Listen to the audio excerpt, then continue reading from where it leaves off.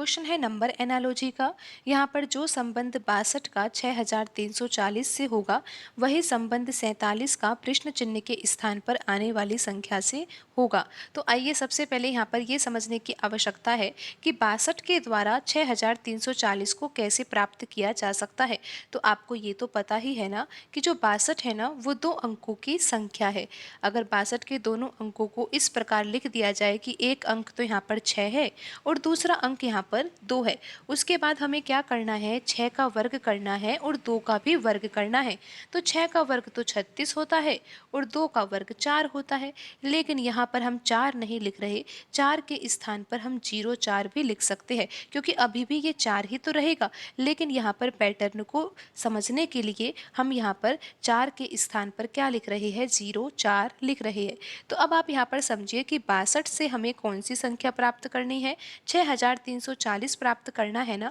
तो आप यहाँ पर समझिए कि 36 यहाँ पर जो आया है ना, 6 का वर्ग, ये दो अंकों की संख्या है।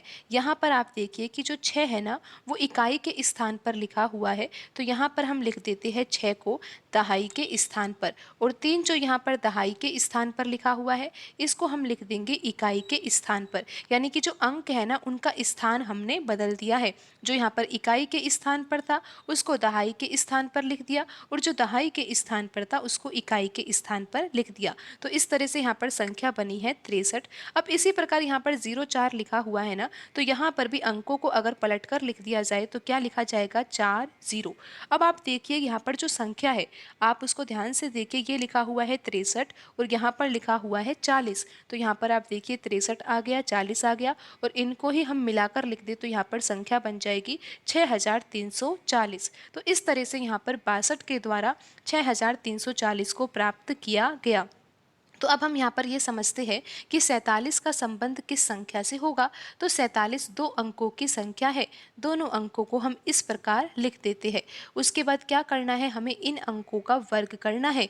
तो 4 का वर्ग तो क्या होगा, 4 का वर्ग होगा 16, और 7 का वर्ग क्या होगा, 7 का वर्ग होगा 49। अब क्या करना है, यहाँ पर जो ये 16 है ना, यहाँ पर 16 में जो ये 6 है ना वो इकाई के स्थान पर लिखा हुआ है, तो इसको तो हम दहाई के स्थान पर लिख देंगे, और यहाँ पर एक दहाई के स्थान पर लिखा हुआ है तो एक को हम लिख देंगे इकाई के स्थान पर। तो यहाँ पर 16 से क्या बन जाएगा, 61 बन जाएगा। इसी प्रकार जो यहाँ पर 49 है, 49 के भी अंकों को हम पलट देंगे, यानी कि अंकों का स्थान पलट देंगे। तो यहाँ पर जो ये 9 है ना ये इकाई के स्थान पर है, तो ये तो आ जाएगा दहाई के स्थान पर, और यहाँ पर 4 जो दहाई के स्थान पर है ये आ जाएगा इकाई के स्थान पर, और यहाँ पर 61 और यहाँ पर 94 लिखा हुआ है ना, तो इन दोनों संख्याओं को मिलाकर संख्या क्या बन जाएगी, 6194। तो आप ये देख ही सकते हो कि यहाँ पर ऑप्शन ए में लिखा हुआ है 6194, तो यही सही आंसर होगा।